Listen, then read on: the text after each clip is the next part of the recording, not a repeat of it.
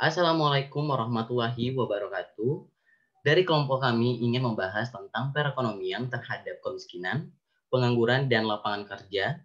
Sebelum itu, izinkan kami memperkenalkan diri. Perkenalkan, nama saya Abdul Qadir. Perkenalkan, nama saya Nabil Musanda. Saya Intan Safira. Saya Evita Fedrianti. Baik, next. Yang pertama itu ada latar belakang.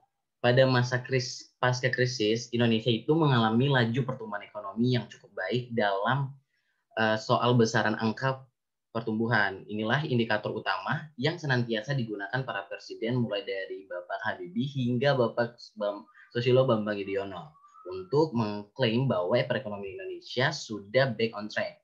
Namun, tidak menunjukkan dengan kenyataan yang ada bahwa perekonomian Indonesia kembali tumbuh dengan mantap. Sekalipun belum setinggi pada masa sebelum krisis, masalah pertumbuhan ekonomi di Indonesia itu ternyata tidak berjalan sebagaimana seharusnya karena ternyata sangat tidak seimbang.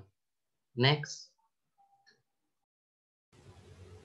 Ini merupakan data kemiskinan yang kami dapatkan dari Susunas. Secara umum pada periode 2006 sampai Maret 2020, tingkat kemiskinan di Indonesia mengalami penurunan, baik dari jumlah maupun presentasinya. Perkecualian pada September 2013, Maret 2015, dan Maret 2020. Kenaikan jumlah dan presentasi penduduk miskin pada periode tersebut dipicu oleh kenaikan harga barang kebutuhan pokok sebagai akibat dari kenaikan harga bahan bakar minyak dan adanya pandemi COVID-19 pada Maret 2020.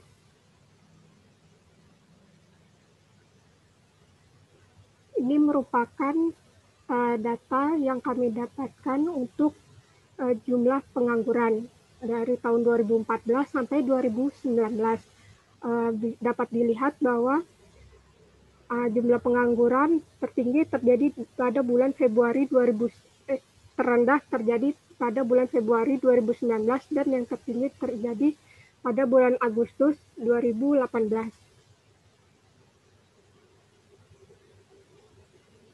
Lalu kami juga mendapatkan beberapa data lapangan untuk lapangan kerja seperti berdasarkan Sarkernas Agustus 2018, jumlah pencipta lapangan kerja pada 2016 sebesar 3,59 juta.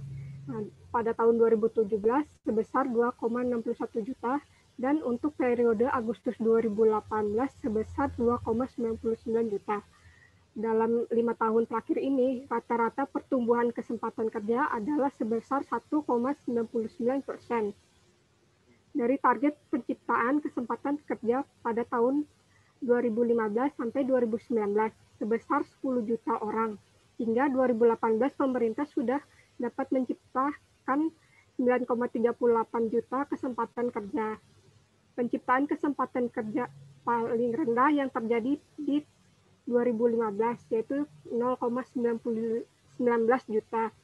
Lapangan kerja di sektor pertanian industri dan jasa mengalami dinamika yang berbeda, mengingat penciptaan kesempatan kerja terjadi di sektor jasa. Proporsi lapangan kerja sektor jasa terus meningkat, sedangkan pertanian berkurang. Proporsi lapangan kerja di sektor industri pengolahan stagnan di antara 13% sampai 15%.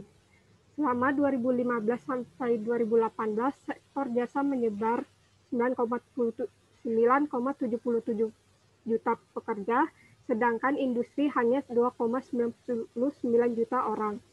Transformasi struktural tenaga kerja terjadi dari sektor pertanian ke sektor jasa. Sementara itu, lapangan kerja formal dan informal proporsional lapangan kerja formal terus meningkat. Lapangan kerja formal adalah mereka dengan status buruh atau pegawai atau karyawan dan berusaha dibantu buruh tetap. Pada 2014, proporsi lapangan kerja formal mulai di atas 40% dan meningkat perlahan.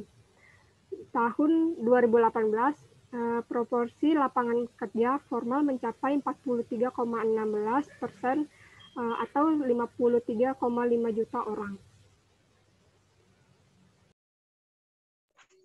Solusi. Dalam rangka penanggulangan kemiskinan, diluncurkan berbagai impres, seperti impres kesehatan, perhubungan, pasar, BAMDes, dan juga impres desa tertinggal.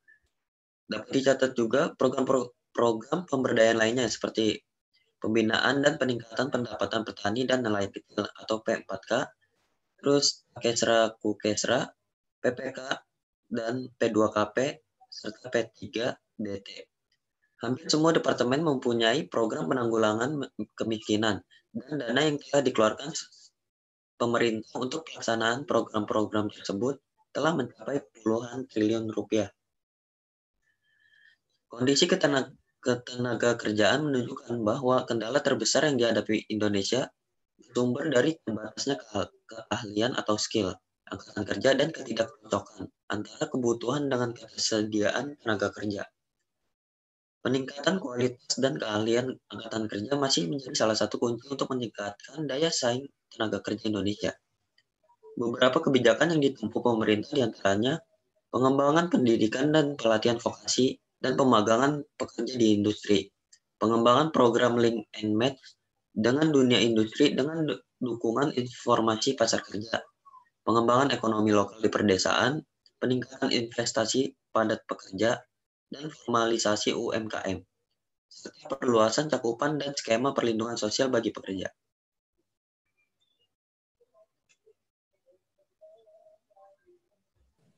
Oke, baik. Selanjutnya itu teori yang kita ambil yaitu ekonomi makro yang menjelaskan mengenai perubahan ekonomi yang mempengaruhi banyak rumah tangga, perusahaan, dan pasar. Ekonomi makro dapat digunakan untuk menganalisis secara terbaik untuk mempengaruhi target-target kebijaksanaan seperti pertumbuhan ekonomi, stabilisasi harga, tenaga kerja, dan pencapaian keseimbangan neraca yang berkesinambungan.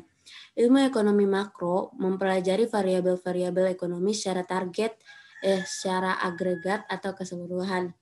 Variabel-variabel tersebut antara lain pendapatan nasional, kesempatan kerja atau pengangguran, jumlah uang beredar, laju inflasi, pertumbuhan ekonomi maupun neraca pembayaran internasional.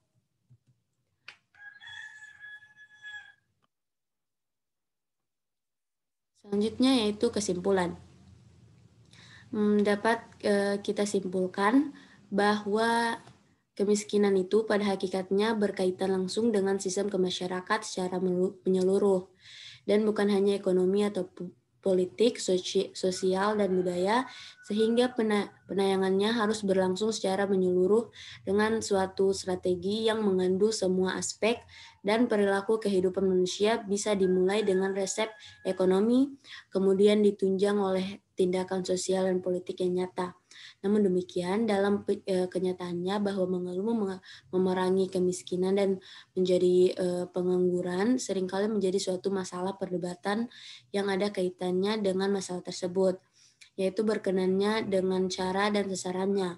Maka dari itu, pemerintah harus memaksimalkan lapangan usaha agar masyarakat yang belum memiliki pekerjaan bisa terbantu, dan hal tersebut akan mengurangi populasi pengangguran dan kemiskinan. Sekian dari kelompok kami. Bila ada kesalahan kata, mohon dimaafkan. Wassalamualaikum warahmatullahi wabarakatuh.